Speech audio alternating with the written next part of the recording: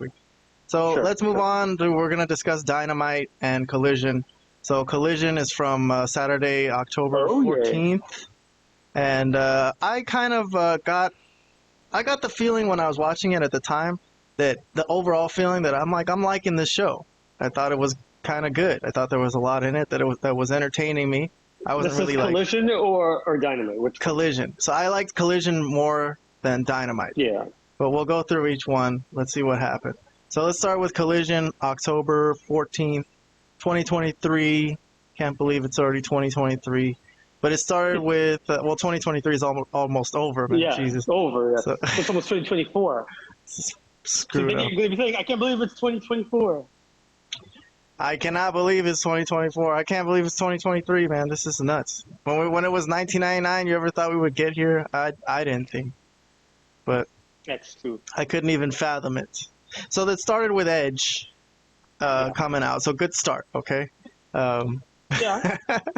I mean, that's already a strong start. Okay. So he comes out. He's talking about everything that Christian said at Dynamite, which was like a lot of bad things about his wife and his children that he's the godfather of, but he's like, I'm going to be your real father and all this stuff. So immediately, once he mentions Christian's name, Christian's music hits, and a lot of random people come out that were like, what the heck is that? But it's security. So he comes out with a lot of security, and which is hilarious because he did say a lot of bad things to Edge. So he's going to come in with like a wall of security. And he's going to come in, they're going to form a wall in front of him and blockade him from Edge. So this is hilarious. This is great. I'm already on board with this. On a day where I'm ready to rip on AEW for the horrible hard times in my life, so far I don't have anything bad to say. Yeah. I'm liking this so far. Edge and Christian. Okay. So Danielson comes out because he's going to be fighting Christian tonight on Collision, main event. It's Christian Danielson. That's a great solid booking. So he comes out to address Christian, excuse me. And I think there's going to be a parade of people coming out at this point. It's going to be like whose music hits next? Ricky Starks. So Starks and Big Bill won the tag team title. Starks comes out. He's just like, you guys are wasting my time. This is Ricky Starks' time, which I like that. Right? That's kind of cool. Makes him kind of feel like a star. So he comes out, tells everyone. Oh, by the way, did you see this exchange with Edge and I did. Ricky Starks, which was a little funny. But the thing I don't understand about it is why Edge was giving him such a hard time. Like, isn't he there to kind of put the young guys over and help them look good? Maybe like why was he trying to bury Ricky Starks here? But I think I heard that Ricky Starks said something about him. He called him like bug-eyed or something. And then Edge went at him with like the insults, really heavy. But it was an insult battle. It looked kind of legit, and it kind of flustered Ricky Starks. He stuck with it. He didn't like fall apart, but it didn't make him look as cool as he kind of could have. You know what I mean? Sure. So, I don't know if you had any thoughts like this when you were actually watching it at the time. I did. I saw that, and I was like, well, yeah. I mean, it's one thing after like going after the heel, face going after the heel, but yeah, it's huge to take a little bit of a personal route. Like maybe they were improvising, which is okay sometimes, but you know, it depends on what story you're trying to tell here. I think they should be trying to tell the story of Starks being a star because they need a freaking star at this point. I don't think I agree. Edge. I agree. So okay, but that's my thought on that. Let's move on with the segment because I think more people come out. It's FTR, right? So apparently we heard they had to drop the titles because they were injured, but they're right back here a week later, getting physical as we're gonna see. So okay, I don't get that. Makes me kind of feel more like that was just a booking decision to give the titles to Starks and Bill, but okay.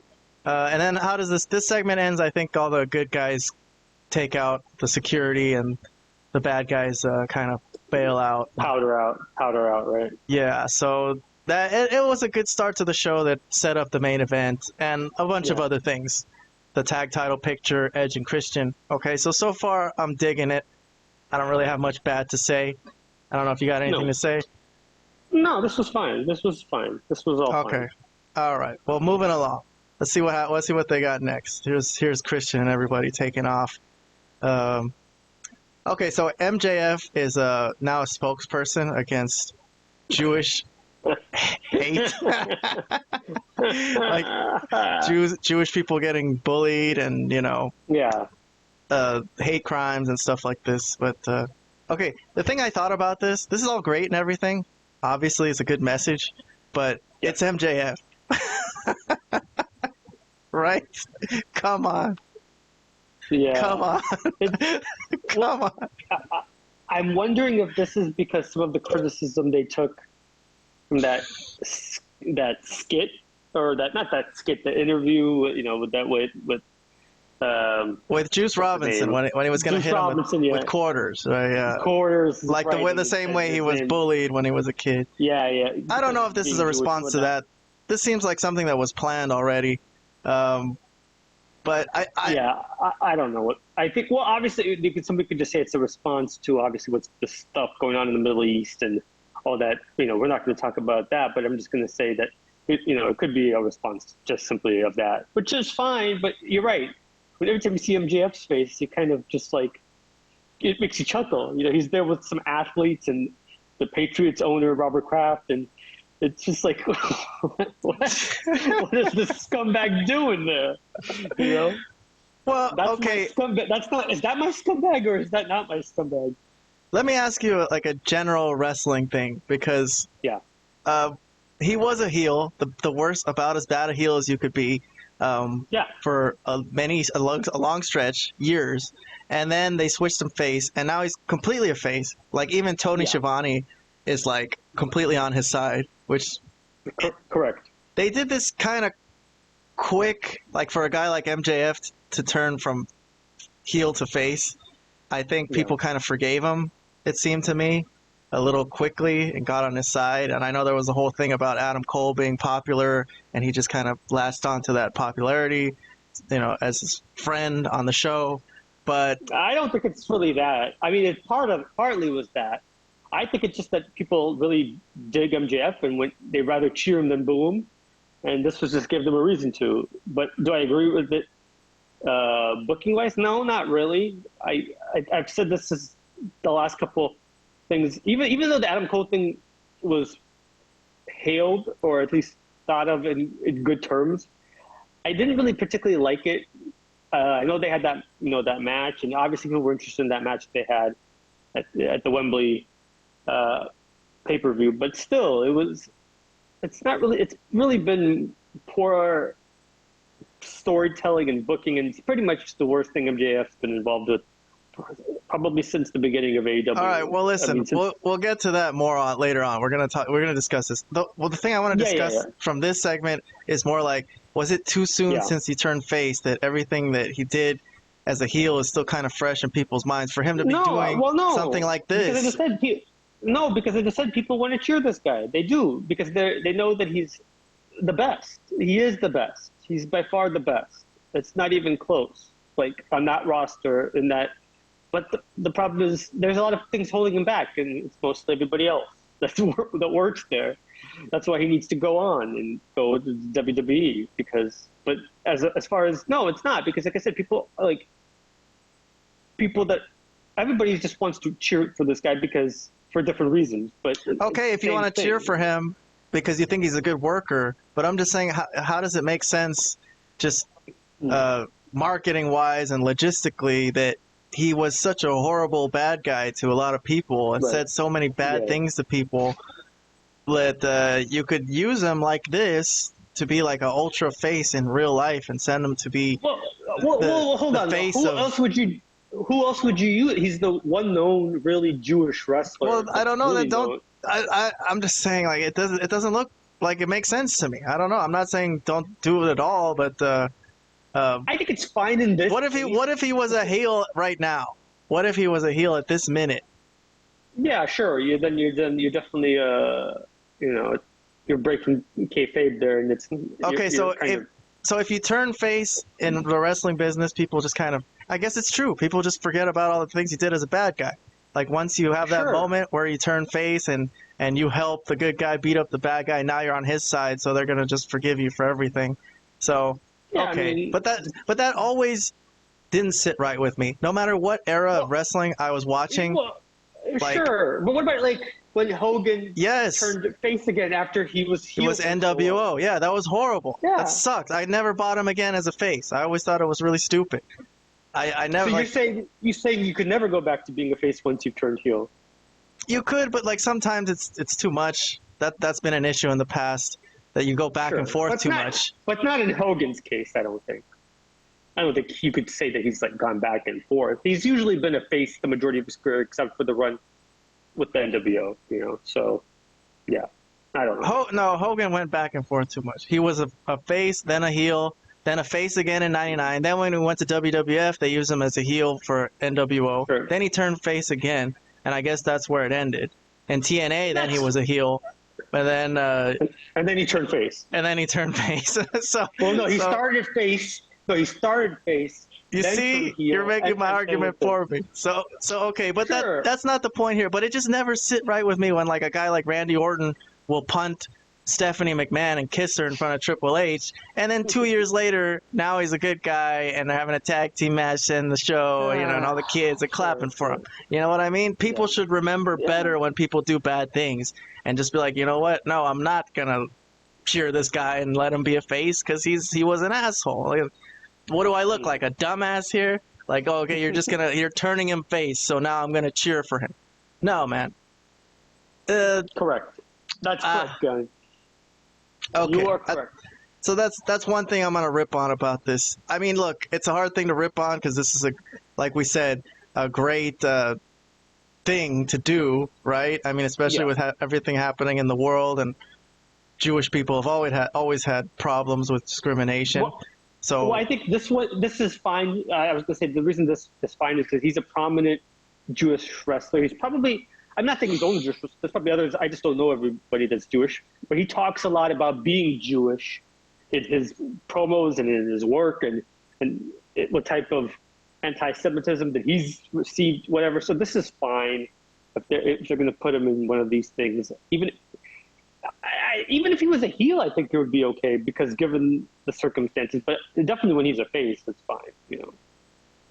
All right, that's it. That's all. Let's move along. We got some more to talk about. We're gonna try to speed through these shows. Some things I know we linger on, but some things we might not want to linger on as much. But the next match was Samoa Joe versus Willie Mack, right?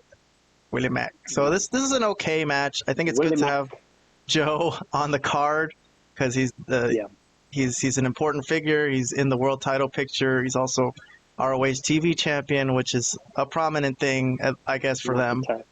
And so this was, I'm skipping to the end, but sorry, did you have something to say? I was just going to ask, so Willie Mack, you know Willie Mack? Is he like a Ring of Honor guy? Is he Ring of Honor? Yeah, but I'm new in Ring of Honor, honestly. But I do know the name. I know he's had a lot of history there, so okay. I don't know much about him, and he's interesting. I mean, I don't know what... He's big. He reminds me in that Shane Taylor vein that they're kind of, bigger guys. Yeah, bigger guys. Yeah, working with Joe. Well, Yeah, so it ends with a muscle buster, which I think is impressive, that he can pick up Willie Mack like that. So good win. We knew it was kind of a skippable match in a way because we knew who would win. But I thought it was fine that Joe gets a spot on the card. So I'm not going to rip on this one too much. I'm still waiting for things to rip on. I'm waiting for something to rip on. It might come more from Dynamite, the things I rip on. But anyway, so moving along. CJ Perry is in the back. She's getting interviewed, and she wants guys who feel that they've been hard done or whatever or haven't gotten the opportunity. And I think Action Andretti is the first guy that comes in. He's like, I could use your advice or whatever. So she's happy. She got her first client. But this is going to come back in the storyline later on in the show. So I'm going to put that on hold, and we'll discuss more when we see the Miro promo. But for the moment, I'll get your comments on that then. But for the moment, we have this Danhousen video. And this showed up, I think, on Dynamite as well. So he's very nice, and he's very evil.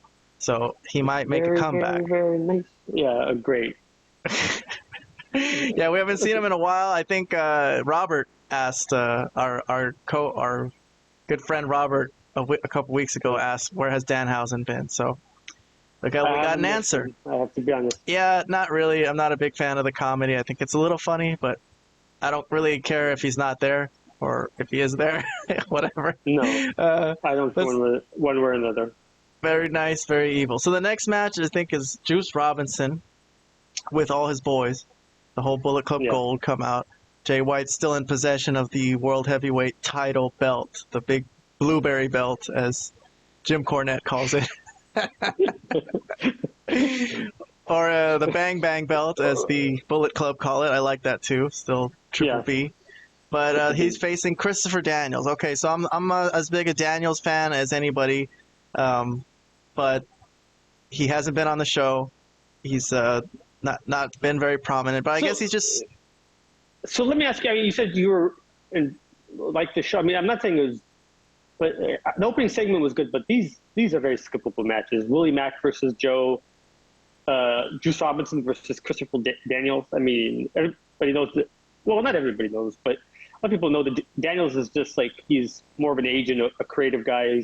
I don't know if he's a booker, but he's part of he's an agent for AEW. So it's just a filler match that it's like they didn't have anybody else they could throw out there just to fill 10 minutes, 15, whatever it was, whatever this match lasted. So well, listen, someone's got to do a job for Juice because he's needed to look good. We've been praising him to the high heavens for his gimmick and his personality and his work. I just don't know if it should be Christopher Daniels at this point. But yeah, exactly. That's kind of to do it.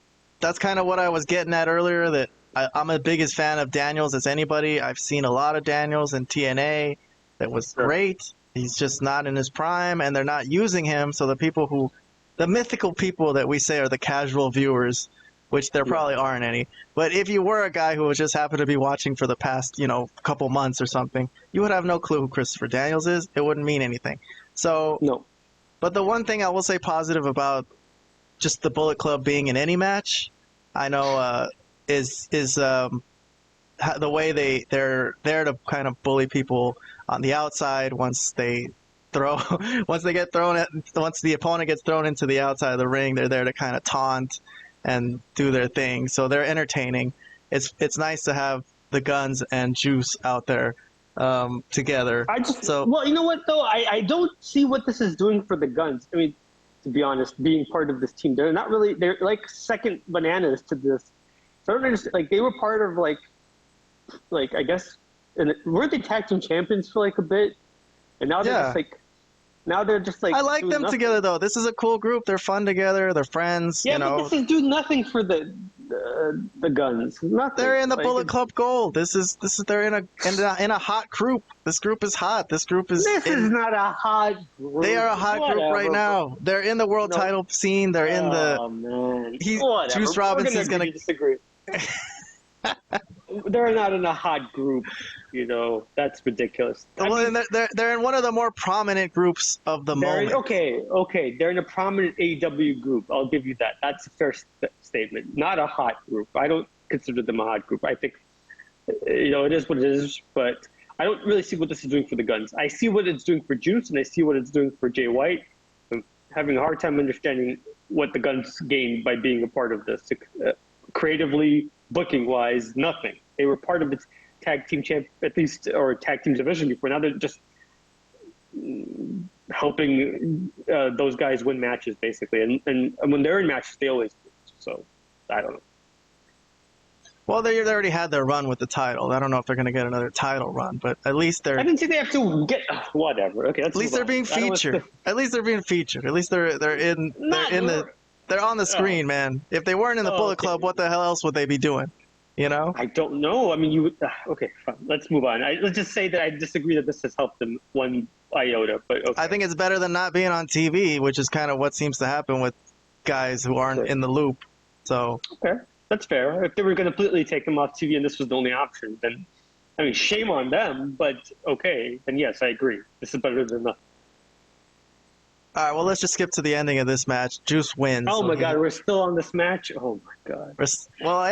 We're still on this match, but it was a Juice victory, so for the guys like for the guys like Jim Cornette who say you gotta give your guys wins to make them look good. So this is a win. I know it's not a very entertaining match or anything, but sometimes the guys just gotta look good. What do you want me to say?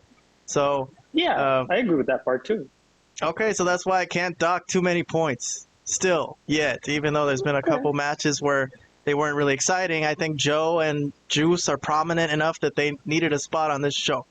But anyways, let's move along. I think post-match, they have a little get-together, and Jay White presents Juice with a ring, like the way MJF has his Dynamite diamond ring. So they're still messing with MJF. They give him a ring, and Juice cuts a promo saying it was $24.99 at Walmart, and they hit Christopher Daniels with it, nail him. Oh, I got that backwards. They nailed Christopher Daniels first, and then they cut the promo. So sure. Oh, okay. Well, that's either way. It's fine.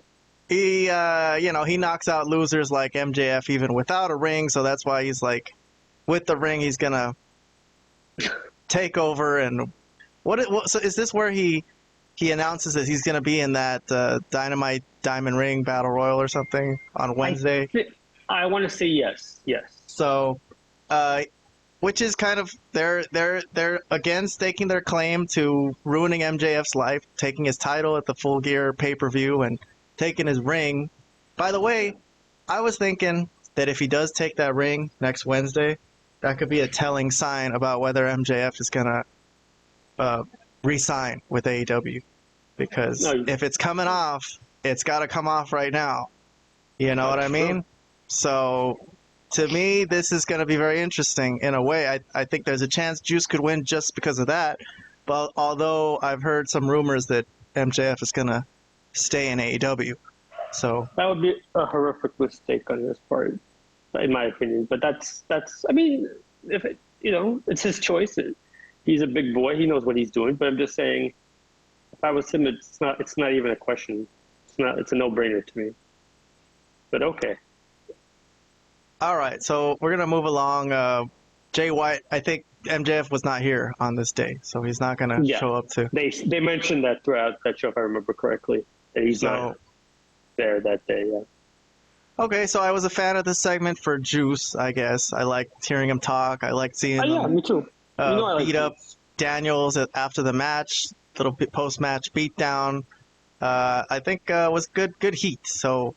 It was okay. I'm okay with this. Let's see what comes up next. Oh, crap.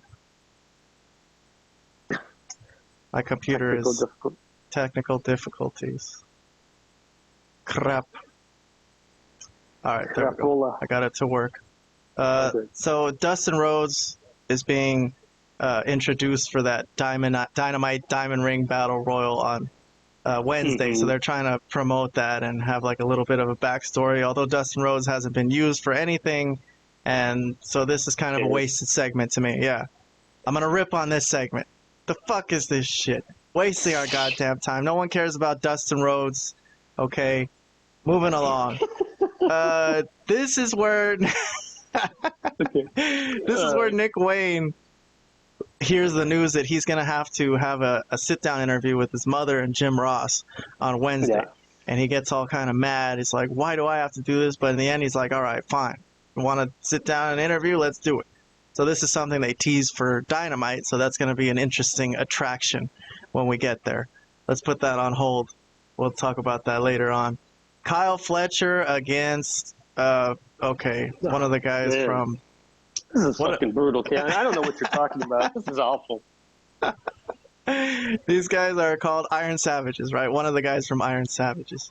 So it's they got to get Kyle Fletcher in there because he's going to be prominent in the story coming up later on Dynamite. So, I guess they just want to expose him to the people, get him a win.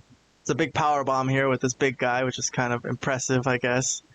But yeah, overall, I mean, I think this is another situation of just, it's useful to get him on. I can't say it's completely useless. Like, this isn't like Serpentico against Fuego del Sol or something, but it's not that bad, but it's not great, but okay. You don't care about it though, I think. But no. Moving on. So the Acclaimed are back here, and they're talking about how Max Castor has been kind of weird trying to get MJF's friendship going, his friendship with MJF, and he's trying to offer his help for the bullying that Bullet Club Gold is and they have a legitimate logical step that they need a 4-on-4 match, and the Acclaimed are available, and MJF just won't take his help, and Billy Gunn and Max Castor offer to help him act more like normal, and they send Renee away to kind of train him for a second, and he says they tell him to say something nice. And Renee comes back and he says, how about them oral sessions? Which was her podcast name. And then she gets all offended, like, oh, you're so stupid. Like, I don't know why she would get offended at that. She's the one who actually made the name. Hey, that's the name of her show. Yeah, okay. It was. I think she changed it. But She did.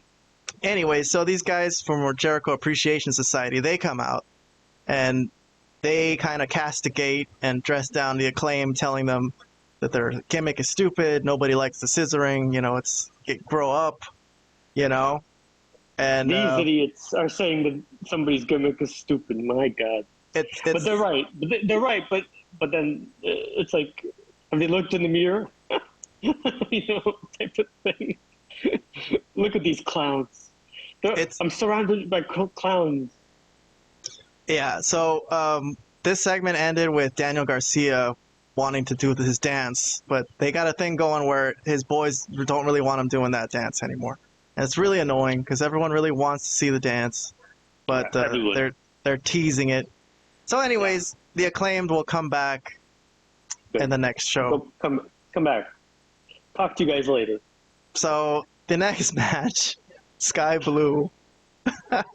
Oh, she's got a little dark thing going here, right? I think she's trying to change her character up too a little bit. She's got her little darker eye makeup.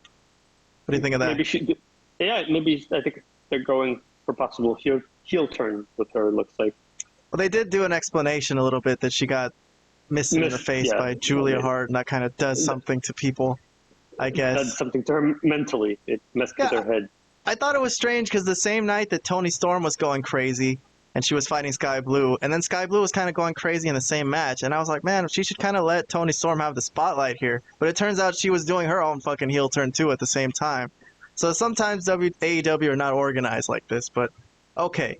So I'll take it. I think Toni Storm is a face at this point, isn't she? Yes, she's a face. Yeah. So, but okay, so they're doing something interesting with Skye Blue. That's fine. I'll take it. But she's facing off against Kris Statlander, AEW TBS title, and it was a good match. I don't really remember much from it, but I think she caught her with her move at the end. It was a fine match. It was okay. Nothing crazy, nothing bad. I don't remember. Yeah, nothing bad. I don't want to say anything bad about Skye Blue's work. She's pretty solid, But maybe later on she could get a run or something. We'll see. But moving on. This was strange at the end.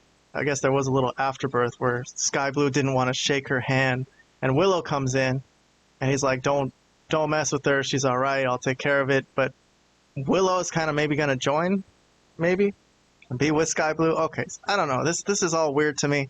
This came out of nowhere. Yeah. I don't like how it's being done, really. Well, welcome to the AEW Women's Division. Nothing really is going to make sense, So this is part of the AEW experience, the Women's Division. Yeah. Okay. Yeah. But we do know where it's sort of headed, I guess. But moving on. I'm gonna move on. Kyle Fletcher cuts a promo. Okay. I don't know. He challenges Kenny Omega for Wednesday. Correct. Which is correct. Gonna be something we're gonna cover up on a little bit later on the show.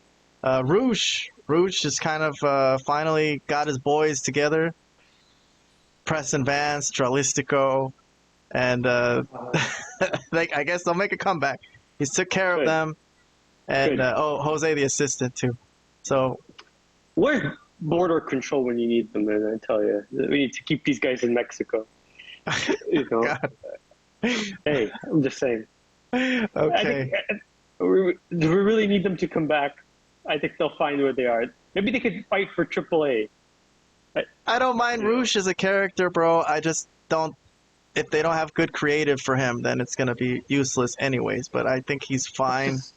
It's gonna be the case. It's not his fault though. But I like Roosh. I don't mind him. Who's to blame for these ridiculous these segments where they were kidnapped and almost murdered and were bloody and I think they killed the people that were holding them. Yeah, there were dead bodies laying on the ground in these segments. So whoever was responsible for that. Yeah, I don't like how they really did this storyline. It could have been interesting in a way, but or Tony Khan or whoever else, whoever was directing or who's in charge of these videos, they're the reason that they're dead before they even come back. This is, to me, it's done. Like, you can't do anything with them anymore. They've killed them. They've killed them worse than they got killed in those segments. All right, okay. I guess I never looked at it that way. I mean, yeah. I was gonna give it a chance, but if you say they're done, fuck it. When they come back, I'm not gonna even pay attention. No, you can watch and we can compare notes again and see if I'm right. I mean, but I'm pretty sure I'm right. All right. Next up, Limitless Keith Lee. Okay. Oh my God! He's facing off against such a horrific show. Oh my God! Okay, bro. this is a dead spot. This is a bad booking. I will say this is a waste of time. Although Keith Lee's move is like a sit-down power bomb, I guess it's kind of relatively impressive that a fat guy can do that. But waste of time. Okay, moving on. This is a waste of time. Stop wasting our time, Tony Khan. Well, the thing is, you can make that argument like, oh, well, like the same argument you've been making. Well, these guys need to get on TV and get some wins. Well, Keith Lee, you can't make that argument for. He doesn't need to get on TV. What if they're going to use him? Let's see, but I don't think so. They're just going to forget about him. That's exactly my point. If he was going to go somewhere and do something with it, yeah. But since they're not, who cares? You're right, absolutely. This is a waste of time because we know nothing's going to happen with Keith Lee. It's going to lead to nothing. Okay, so here's the Miro segment we were talking about earlier that I guess he's trying to protect his wife. He will still protect his wife, and he thinks her being involved with wrestlers and, trying to be a manager is just a dangerous ordeal. So he doesn't want her involved, and anyone who's going to try to get her to be his manager, he'll beat them up too. And that's why he grabbed Action Andretti. So he's going to fight Action Andretti. They actually booked this, I think, for next Saturday. Yeah. So he's gonna sabotage this whole CJ Perry plan that she has to become a prominent manager. What do you think of that idea that he's feuding? I guess the feud is with his wife. Is that it's just an angle? It's an angle with his wife. It's the first major angle that he's had in AEW, and it's with his wife. Right. Well, I'm a little confused because he doesn't want her to manage him, but he doesn't want her to manage anyone else either. It's a weird thing. It's like, well, you distract me, I don't get out of here, but also maybe he just doesn't want her in AEW, and that's the thing. Like, he just doesn't want her anywhere near any. Just get out of here. Don't be around wrestling. You don't belong in wrestling. It's a distraction to him. Exactly. He's trying to focus and work hard and work out and just have a one-track mind and try to win a title in AEW. He doesn't want to think about how she's going to be in a match or managing somebody and maybe she's going to get hurt or attacked by the other guy or something. So I guess it's an interesting idea. Now that we talked through it, I'm completely on Miro's side. I think I'm okay with this too. Get out of here, CJ Perry, with your good-looking self. Go. Yeah, it's too hard to focus. He's gonna just want to, you can't have a relationship and be successful in wrestling too, because you're gonna want to be up all night doing the nasty when you gotta wake up early and work out. So you can't mix the two, man. You gotta focus full stop, one or the other. You don't think you could have a successful wrestling career and have a wife? Is that what you're saying? Not a successful relationship. Okay, if the wife doesn't want to hang out with you ever, then okay. But, I guess there's a lot of women like that. They don't really care if you're there. They just want your money. But that's a whole nother topic. Let's move. Yeah, let's move on before we lose all any audience that we have in females. Man, that's got to be like nothing. You know, I should look that up. I know on the analytics it has that. There might be a way to find out, but I'm sure it's all. It's got to be all guys. Let's talk offline and see if we can figure that out.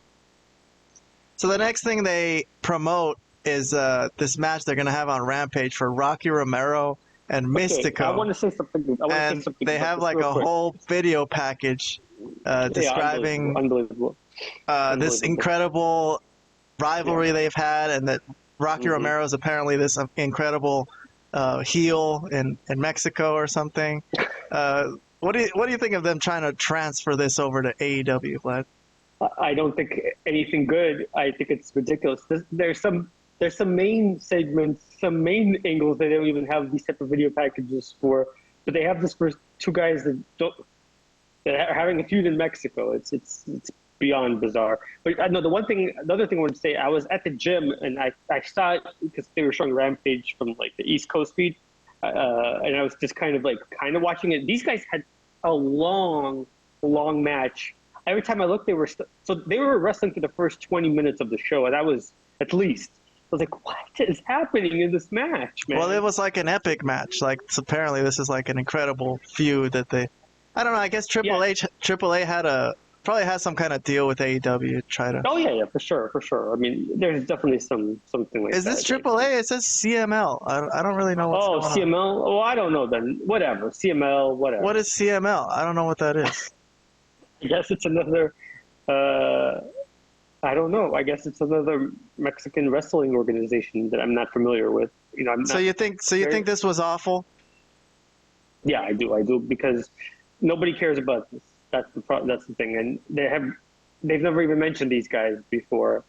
So to have them have this video package like this is Austin and Rock or something is pretty ridiculous. You know, so like who gives a shit about Romero and Mistico? I mean, Mistico has never wrestled on AEW television until this Friday, but he's wrestling on Rampage, which is like what? Like the worst of AEW shows, the one nobody even watches, nobody even pretends to watch. Like only their true diehard. I've tried to keep up with Rampage, but sometimes it is difficult to force in that hour of kind of subpar wrestling.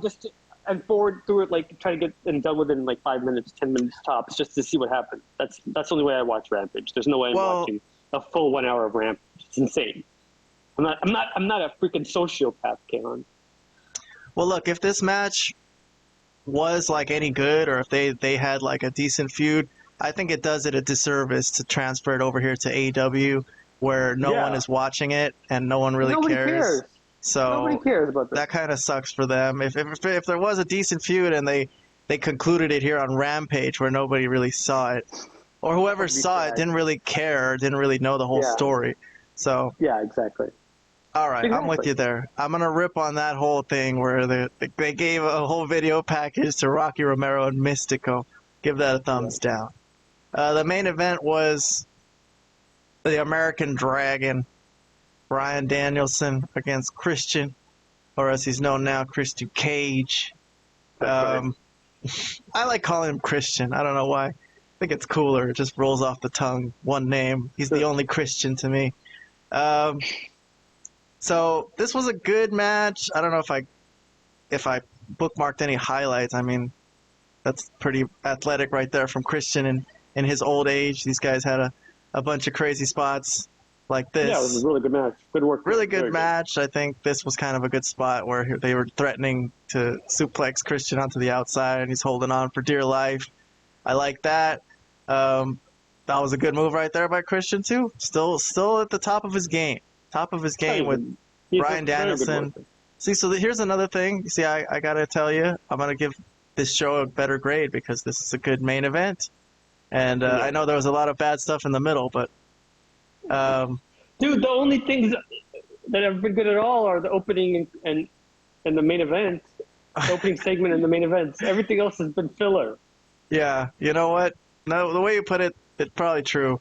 But except for maybe the Miro thing, I like that. Yeah, okay. So there was a spear and a kill switch. I think this was a false finish, though.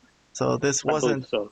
I think Danielson had one too, though, where he hit the knee, the Psycho knee, I guess as they call it, and that was a false finish too. And I think in the end there was interference because there has to be. Well, Luchasaurus and Nick Wayne were banned, but Big Bill and Ricky Starks were the ones that Ricky Starks came out of nowhere. Hit him right. Okay, now it came back to me. Because he's still, in a way, feuding with Danielson. I guess is that going to lead to another match with them, or what? What's that about? Oh my god! Well, it looks like based on that he helped Christian win the match, right? Oh god! If they're going to go around with that in another circle for Danielson Starks thing, I'm not so happy about that. But okay, so Christian keeps the title, and I think they're going to do a post-match beatdown, right? And who's going to come save? FTR is the first ones, and I think Edge too. Gallup's in there,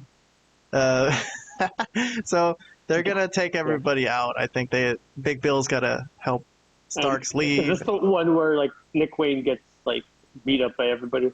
Yeah, Nick Wayne's unfortunately the only guy left in the ring, so they're gonna spear him. They're gonna spear him. But okay, so that's Collision. You know, I'm gonna give Collision this week a C+. I know you're gonna give it a worse grade than that, but I'm gonna give it a C+. Yeah, no, it's a C- probably because the opening segment was fine, pretty good. The main event was worth watching and all that stuff, but everything in between, you have to get to those things. It was rough going, man. Some of the stuff you were showing me. Every other thing, I said, "Oh my god." Well, the Samoa Joe, Willie Mack, the Keith Lee one, Keith Lee. There was Fletcher versus some guy. And, but my god, they were not exciting matches, but they weren't bad matches. They weren't like really horrible. It wasn't like an Orange Cassidy type of thing where you're like, man, this is a joke. This is a joke. There's only one Orange Cassidy. They were guys who went out there and did work, and they needed some wins. They needed to make some guys look good. And the beginning and the end was good enough to, like, I'll say it was an acceptable show. I enjoyed it. Okay, so you give it a C-. All right.